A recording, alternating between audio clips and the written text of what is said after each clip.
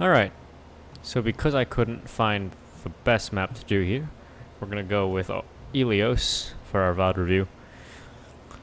The only map that we really got stomped on was the one I didn't actually participate in, so I don't have the replay for that, but this will have to suffice. Okay, so we're running, actually both teams are running fairly similar compositions. Because, like, in this scenario, which I brought up last night when we actually played the Scrim, is that the Torbjorn fills a very similar role as the McCree of having mid-range damage, but you sacrifice the stun in favor of more utility. You have the turret, and you have overload, and we have a Doomfist. So I like this comp a good amount.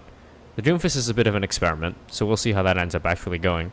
I don't really understand this Farah pick.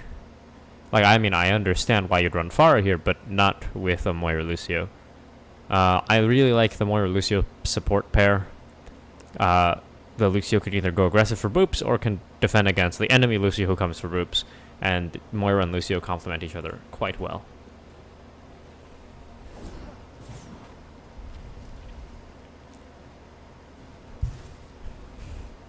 So instantly we're at a bit of a compositional disadvantage because of their Farah to our Torb Doomfist. So, and then here I make the mistake of placing the shield over here. Placing the turret over here. For some reason, I just thought that the shield would be like this, which it ended up being about here, which allowed the Farah to destroy it over the edge. I believe that's what happened. So, you know, when I pull off these early turret moves, I gotta make sure that the shield tank actually knows where it's going and how to protect it properly. So that's a nice... Oh wait, hold on. Oh, okay. So the pull goes off a little too early, but still, the effort was there. The idea was there, but you got the Moira anyway, so who cares? Moira dies. Okay, so how did Frank actually get there?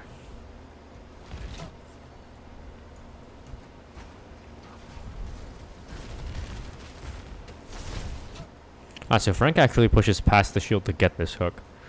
I wonder... So this I'm not quite sure about, but I assume the reason why he's doing this is to actually meet the hook range. But since I don't play Roadhog that much, I don't actually know how long the hook range is, so I'll have to test whether this is an overextend or this is like a necessary distance. Because, like, okay, so you end up getting pulled into the well, I believe, and like, even if you didn't get pulled, right, their Roadhog has hook, and if he hooks you in, then you die. Like, this entire maneuver is pointless anyways. Oh, so you actually get pull and hooked. Okay. Which I guess is better, because they end up wasting at least one cooldown. But yeah. Maybe the shield could have been more far forward, but like, yeah, that's the risk. Okay, but in terms of like, general team positioning... Okay. Oops. Alright. Oh wait, they swapped to a Mercy off that Lucio. Okay, so... Oh, they're doing the Lucio for speed boost. I see, that makes a lot more sense. Alright. You have two flanking.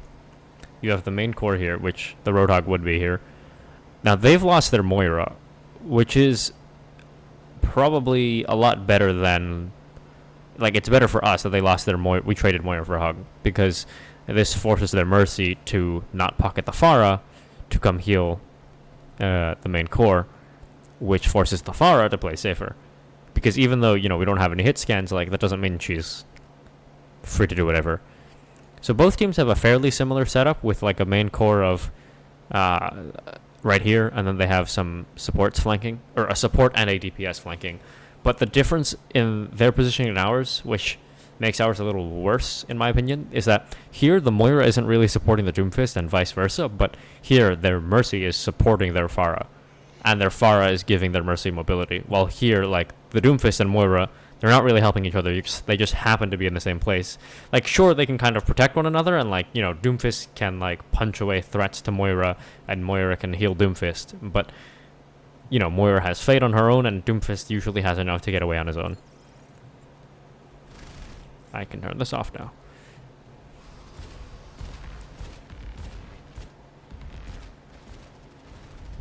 Oh, also, actually, I should just talk more about this flanking Moira position.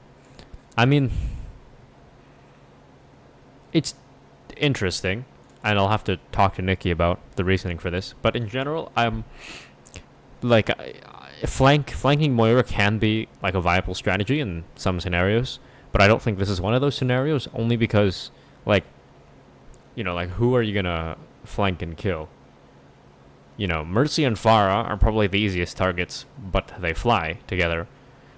So they're kind of off the board. You can kind of maybe get on McCree, but again, they're like, when you're playing Orisa Hog, you're going to have this very tight-knit positioning, which makes it very hard for Moira to just single someone out and kill them. Now, because, like, the disadvantage of you being here is usually, like, a Roadhog might take this flank, especially because we don't have a McCree. It's easier to get that flank off. So if someone is going to die or takes a lot of damage, we lack that healing there. Oh, she actually dies.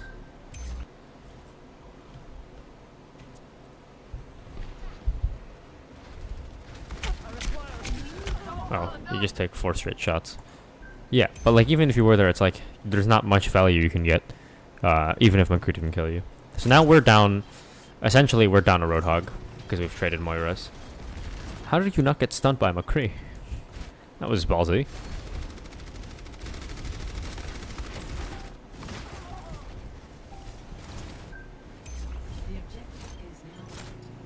Oh, he throws it a little too late. And I think you uppercutted off that surface. That's why you're all the way back here. What the fuck? I'm so confused.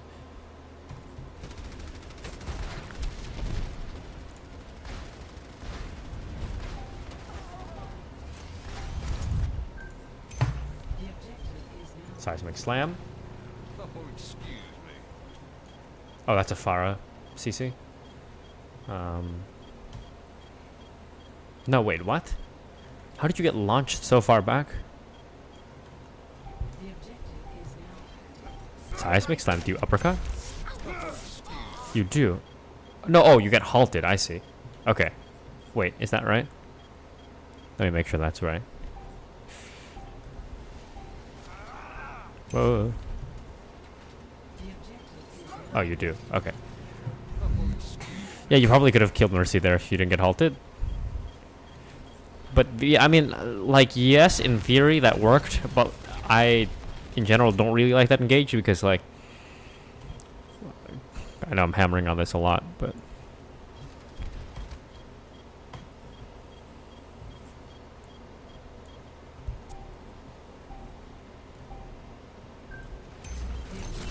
Oh, yeah, he had hooked this whole time.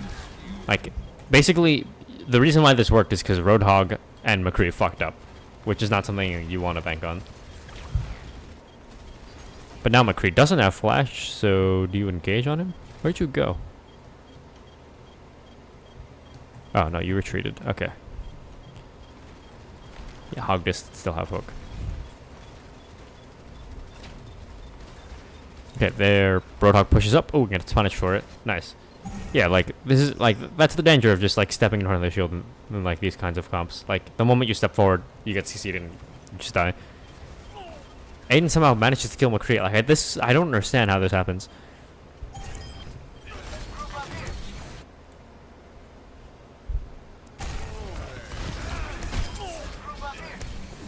I still don't understand how that happened.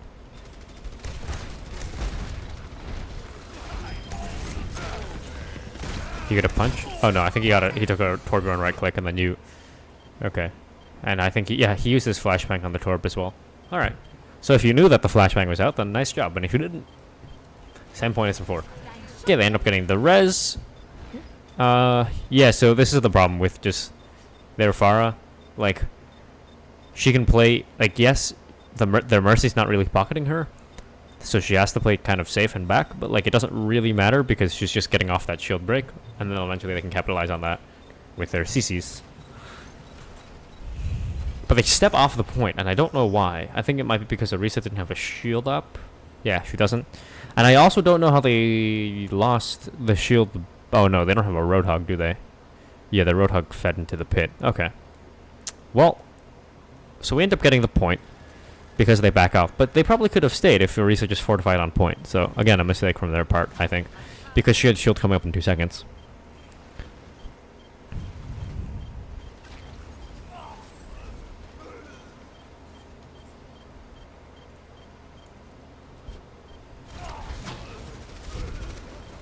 How does a Moira Orb get the McCree?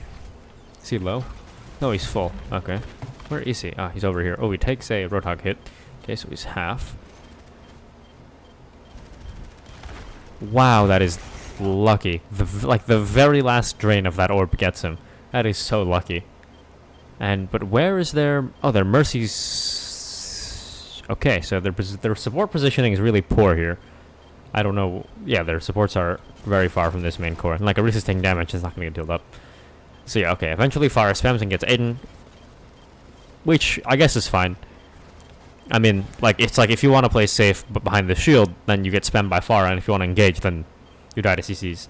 But, you know, I think there are, like, safer positions for Doomfist. Like, I know you started out over here, which I think, in general, just, like, looming in this area is fine. Because in order for Farah to hit you, she has to come, like, up like this, which is, like, an overcommit at that point.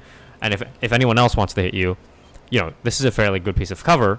And since the point's fairly contested right now, they can't just, like, waltz up this way. So they can't really get this sight line. Right, this is, no, X. And then this is kind of an overcommit from Farah. Then if someone on foot, like McCree, comes up this way, you can probably, like, kill McCree. If you just, you know, like, if he just walks up close to you.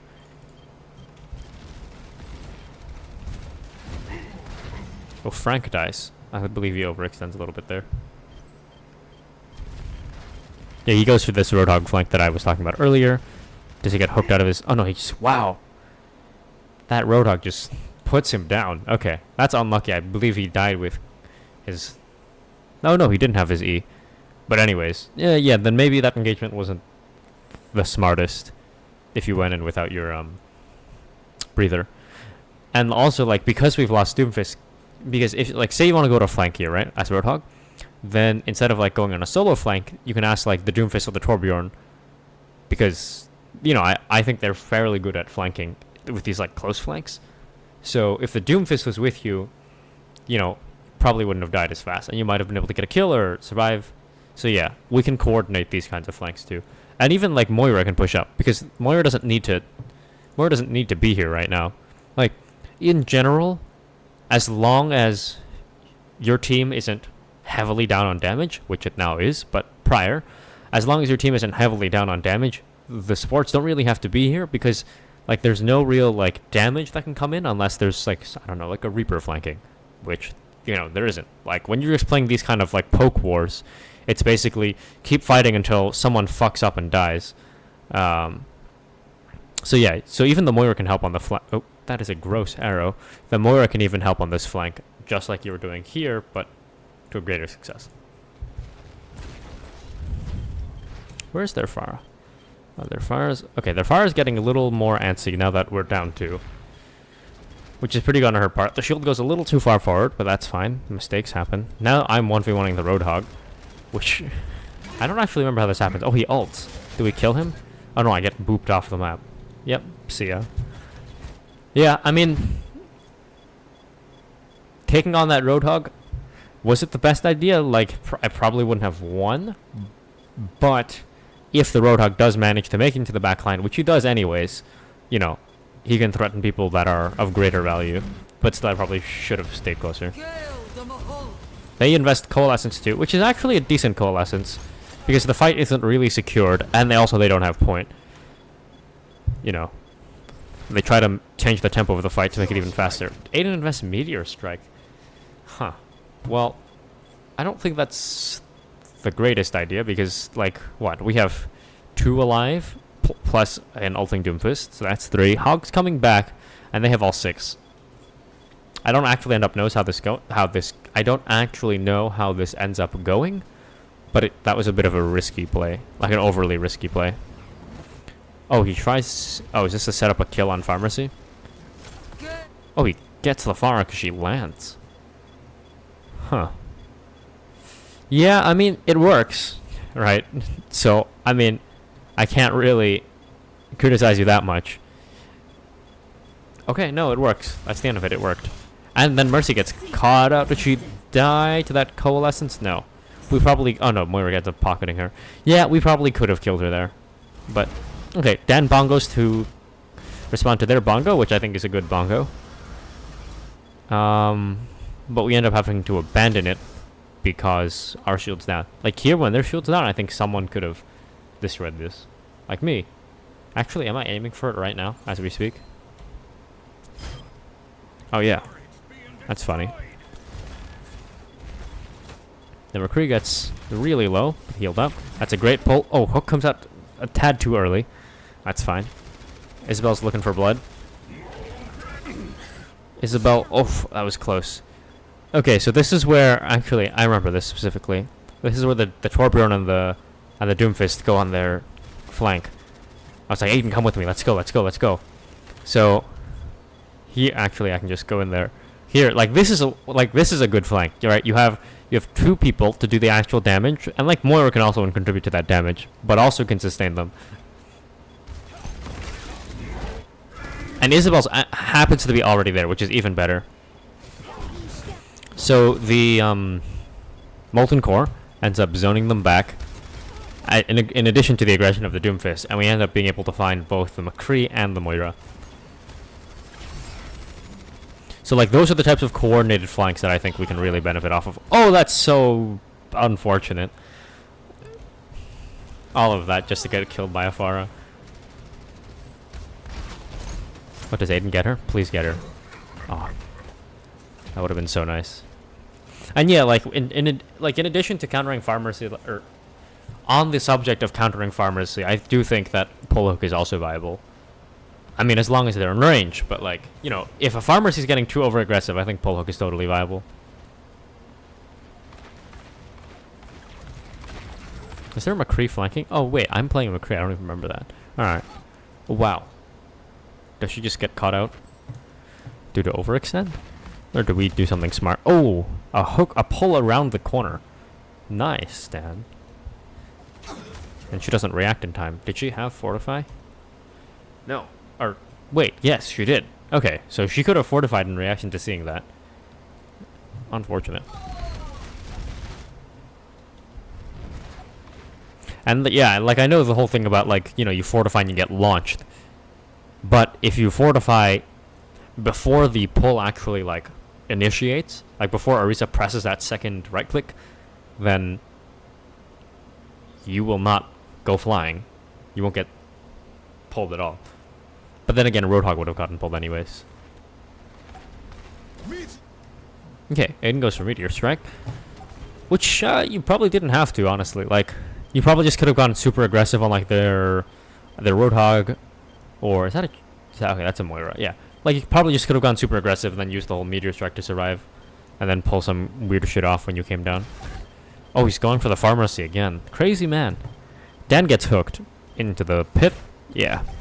Flanking Roadhog. But he gets punished for it.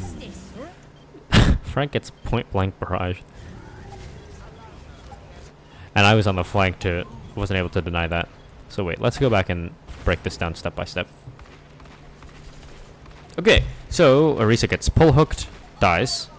Pharmacy is on the far right flank, which is something I don't like about this, like this place to hold. Like, yes, it gives you good sightlines and you can kind of like turn this into a choke here, but like it just offers them way too good sightlines because not just the fact that the Pharah has line of sight, but also the fact that she can use this to refuel and use this as cover. So, yeah, in general, I don't really like holding this place. Like, it worked for one kill, but then afterwards I think we should have retreated, which isn't really the fault of anyone, except really me, because I probably could have called that.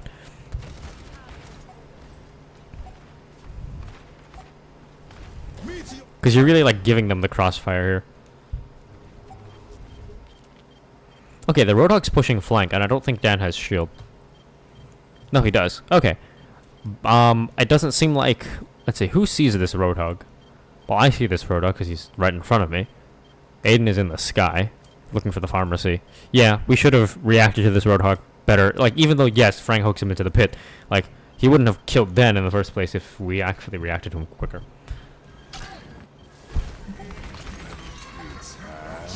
Oh, McCree Deadeyes from this side. Oh, I remember what I was doing at the flank. I was like, oh, I'll go kill that McCree. But by the time I actually get there in time, Frank is dead.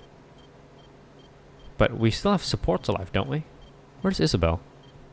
Where are you? Oh, you're in there too. Spraying a card on the wall. I think you were hiding for beat. But I think in general, like, when things get, like, all hectic like this, because, you know, like, what, both main tanks are dead? And, like, things are going hog wild? Oh, no, you were probably hiding from Deadeye. Never mind. Disregard that. Oof! That was the lucky direct hit, but she got it. Yeah, there, you know, just, you don't have to orb yourself. Because that's just staggering it further. Ooh. Okay.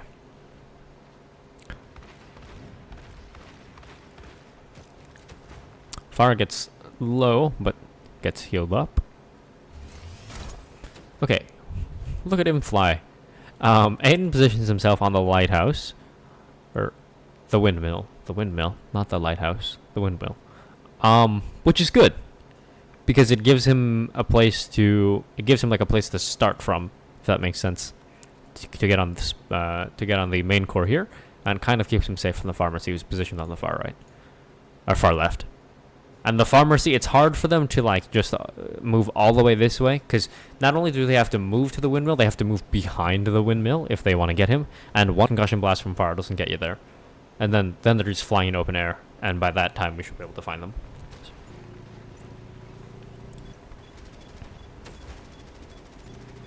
Okay, the Aricia is now set up. Offensive Moira Orb. Which I don't really like. Mainly because... First of all, I think you would know that you're not going to kill anyone with that. And second of all, you have your ultimate. And third of all, you're giving them ult charge. Which, yes, they already have.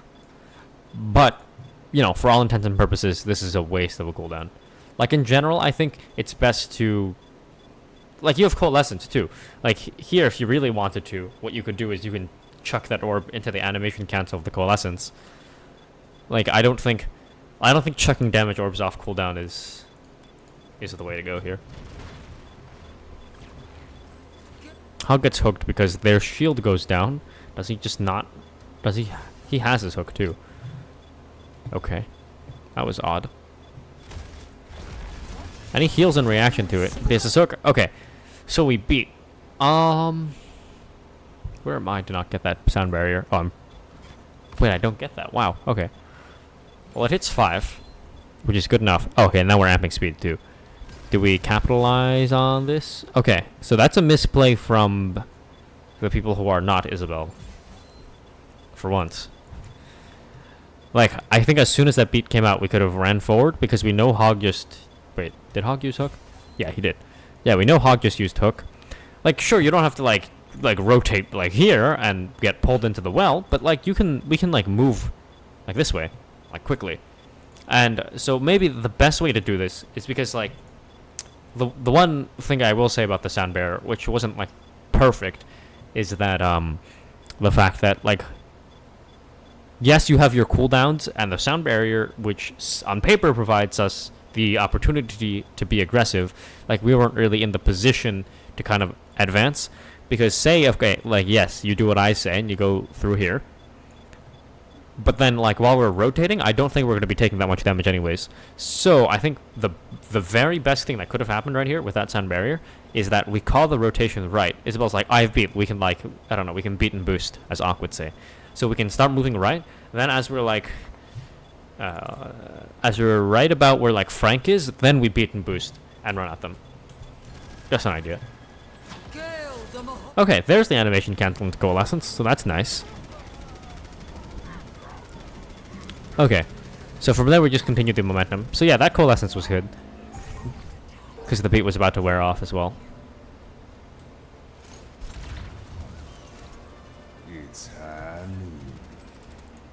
Now it's what? Yup. Ruins. Okay. I don't actually remember what we play here. Ah, yes. The Rhine Zarya Reaper Widow versus Dive. Okay, I mean, who has a stronger comp here?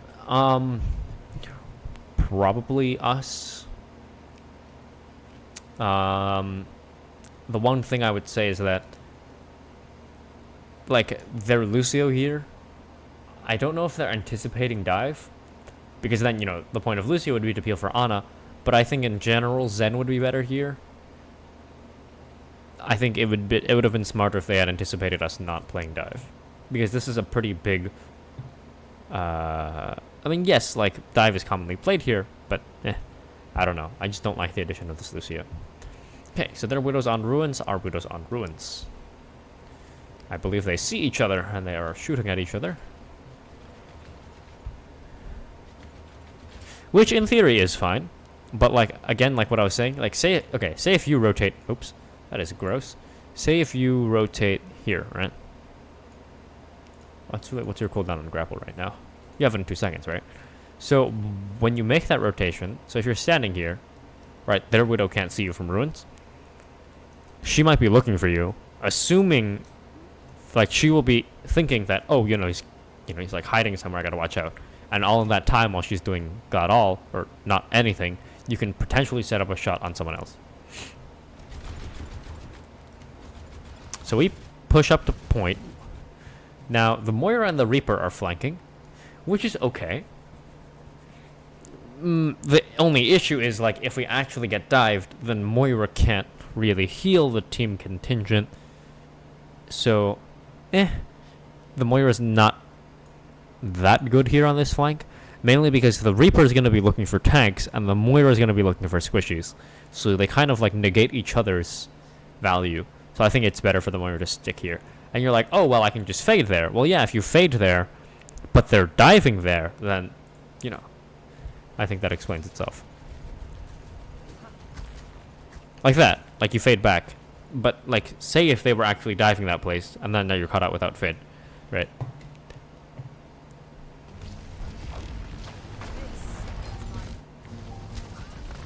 This is what I was talking about getting punished for preemptive bubbles.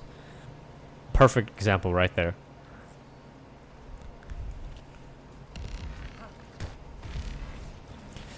Goes in, perfectly safe. Bubbles early for energy. They see this and collapse. And if you don't die here, okay, yeah, you do. But yeah, that's exactly what I was talking about on the Volskaya VOD review. Okay, now we're down our Zarya. The Widows are still 1v1ing. I believe we lose point because we have to push back so far. I actually push on the point and get slept, but I wake up. I'm going for this Winston, but I die. Did I have Wraith? Did not. Okay. Probably over-aggressive. I don't think I recognized the fact that how far we were pulling back. Because I think we could have applied a little bit more pressure here. Like, we're not like that. We're not in that bit, like, much of a shithole. Yes, Zarya is dead. But this is like a very, very tough support line to crack in terms of actually killing them. So, I don't think we had to back up that much.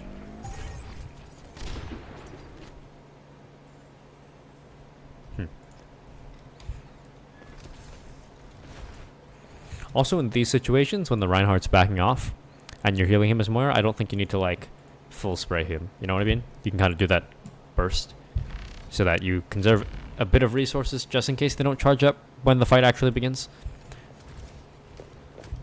Okay, Winston dives our Widow, and I believe he dies here. No, he doesn't. Well, at least not instantly. Okay, dives in. Okay. Mistake here. Pushing up with this Winston behind. Like, I guess as when you're playing main tank, or you're just playing frontline actually, when you hear that there's a backline threat, like, I'm not expecting you to go, like, pin the Winston or anything. Wait, let me let this play out first. Yeah, okay. So, I'm not expecting you to pin Winston, but that should signal you in your mind, like, oh, the backline's dealing with something. I can't push up. Because in theory here, you might be able to be punished.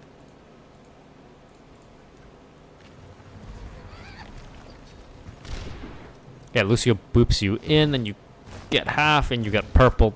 Yeah, that's what I was talking about. So just keep watch out for when the backline's under threat. Winston's so low. Does he get him? No, he invests bubble though. Oh no, I believe we do. Yeah, he does die. So he overextends. Mainly because, like, I think they were like, oh, you know, they lost main tank, let's go. But, you know, without the main tank, the Reaper still outputs the same amount of damage. He even goes for a bomb, which should find someone. No, it doesn't. Okay. Nice. And Aiden pet shots Genji. How does their Lucio die?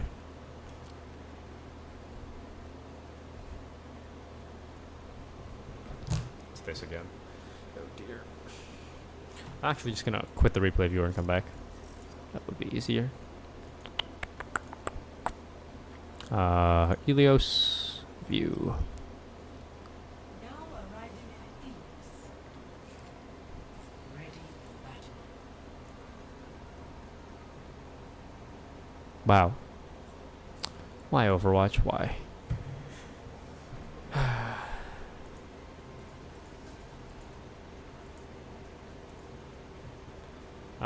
Okay. I'm tempted to restart Overwatch. If it's gonna take this long each time. Well, let's try it again. Oh no, it's fine. Yeah, okay. Great. So...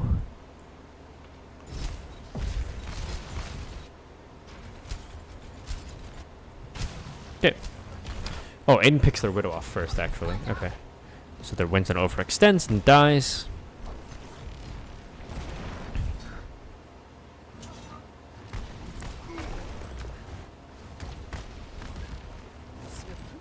Oh, their Lucio just kind of just walks to the... okay. Their Lucio... okay, again. They don't... They underestimate the burst damage of Reaper. And they lose Lucio for it. Oh, nice. Nice alternate fire jump, Frank. I saw that. I think you probably would have died anyways. If you had not done that. It's nice. Big brain. Okay. So at this point, it's... yeah. Their D.Va doesn't have enough support and she dies. I get slapped on the flank.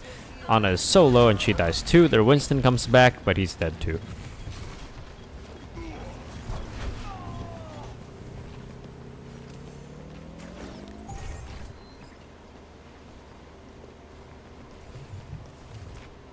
But in general, like, I think the mistake we made here, and I'll probably have to go over it again to make sure, but I don't think we actually utilized this Lucio enough. Because, like, I would say this is... I think something, like, Dan can do in general when you're playing Reinhardt and you have a Lucio. Like, Lucio is, like a tool that you can use as main tank. Like, if you see an opportunity where, oh, I wish I could, you know, be there a lot faster, then, you know, call for a speed amp. Which allows us to go for fast rotations, fast engages, fast flanks, speed shatter, whatever the hell. Like, I don't think we utilize this Lucio enough, despite the fact that I think we won this map. Which is not the Lucio's fault. It's the fault of the team in general for not, you know, playing around that Lucio that we have. Because the Lucio is not just for peel. I think that's how we can maximize value. Yeah, again, the whole thing with the damage orb, when you have your ultimate, I don't think it's useful. Unless you're, like, purposefully trying to unless you're trying to secure a kill that you know you can get, which you can.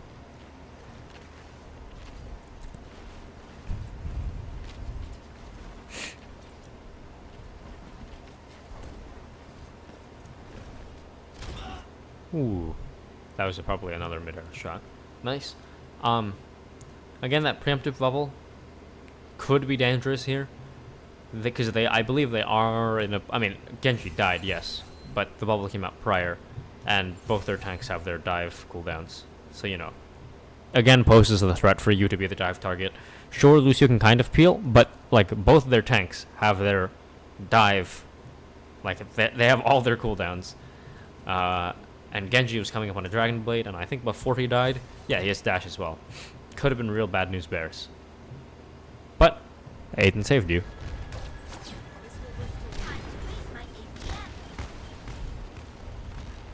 Ana's forced to nade the Winston. Winston dives so high. I actually teleport up there, I think, yeah.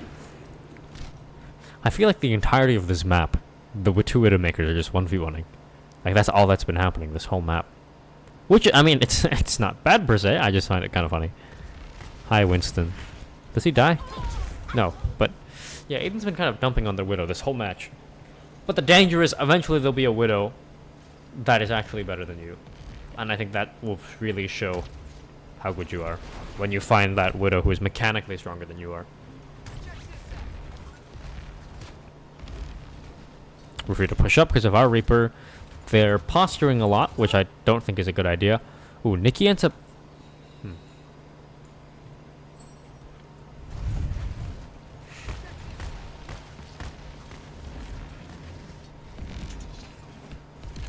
Oh, I think she's trying to get that Genji, who she thought was low, but actually ended up getting healed.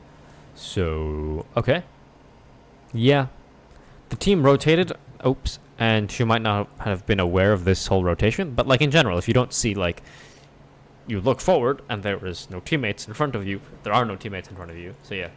Minor overextend.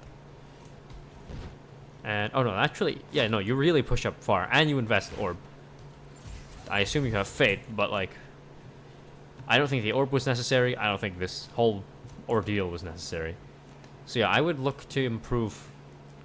like, I feel like sometimes you're caught out on, like, solo flanks. Which is... I think that leads to you getting punished. In addition with using... Orb... damage Orb too much when you don't actually need to.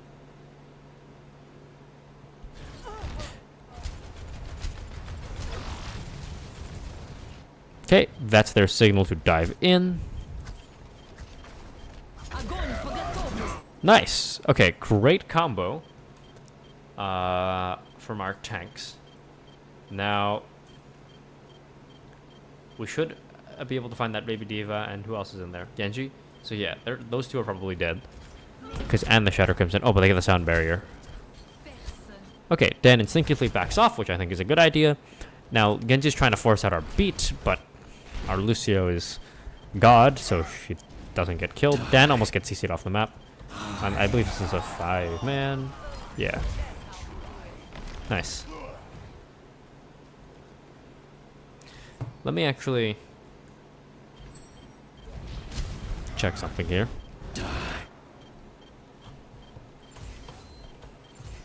Ana does not have Sleep Dart. Good bubble, though. I don't think I call that either. That's my main mistake on DPS. I never call when I'm ulting. I just kind of like, oh, this is an opportunity. Time to press Q. And like, yes, here I didn't get punished for it, but like, there are many opportunities where I could have been. And I believe we win this map.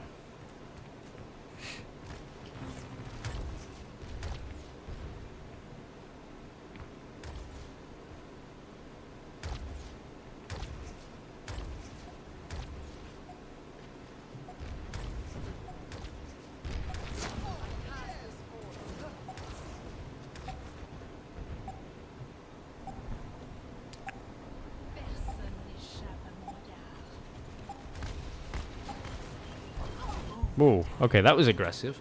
They kind of like just dive the front line really hard. Diva goes for like a solo dive onto Lucio, despite us having the Reaper right there. I don't know if that's positioning from Isabel or positioning from me, but we're sticking together, which is good. Because I think here's something I think Isabel recognizes, but we might not have, is that they have Nano Blade, and the Lucio, the existence of this Lucio and the sound barrier is what's preventing them from doing it. So, I mean, I think we could have recognized better that Lucio's their dive priority. Also because, like, Lucio's probably the most diveable person here. Except for Widowmaker, but Widowmaker's playing safe enough that she's not actually, in harm's way. They just yeet it anyways. Oh, but he dies.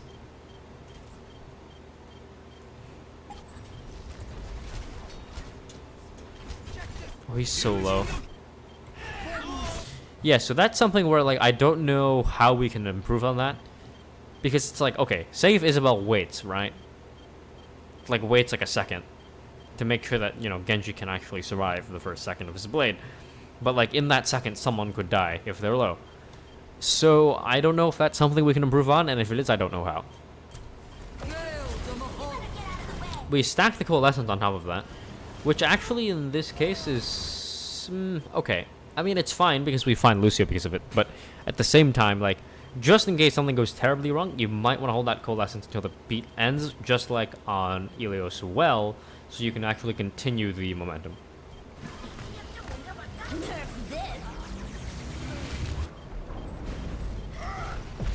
And here it's just a last-ditch effort for them to just stay in the game.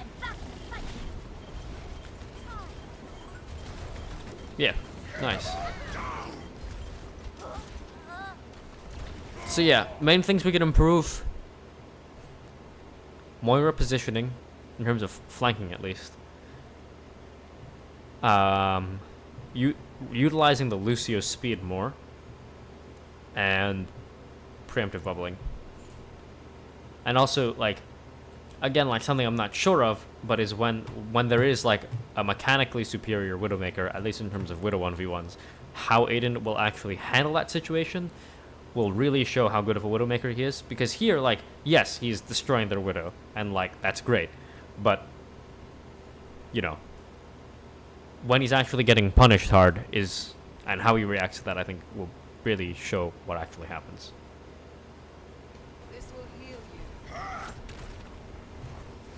Also, I think something we could have done in this comp more. So something you can see in dive is called, you know, where you trade backlines. Where essentially, if you're playing 4-2 dive, which say like Winston, Diva, Genji, Tracer, against a dive comp, both have 4-2 dive comps. So the 4 dive each other's backlines, and you trade backlines, right? Because, you know, either both backlines die, or one loses one guy and the other is completely destroyed. But here, like, we can kind of just run forward without that much care, because that Ana is not going to be able to survive, you know, our team amping into her. And if they counter dive us, like they dive onto us, onto these supports, like these supports are a lot more sustainable. Well, this was an Ana. Like, these supports are a lot more sustainable than theirs. So I think in general we could have been more aggressive, punish the fact that their backline is much more fragile, and in general they lack the amount of sustain that we have. Like, we could have been more aggressive. We don't have to wait for them to dive us and then deal with it. We can attack them before the dive even begins and shut their plan down before it happens. And say if they do try to organize a counter dive while we are being aggressive, it gets a lot more chaotic and a lot harder to organize a very clean dive like they can if we're just sitting around waiting for them. Alright, now there is a third map that we played, which is Ilios Lighthouse, but I do not have time. And this VOD review's already gone on for... wrong place. This VOD review's already gone on for 43 minutes, which I think is enough for 2 maps of Ilios. I don't want to extend this to 1 hour and 3 minutes. So, for now, I will leave you. Overall, decent, everyone. So, I will see you on our next VOD review.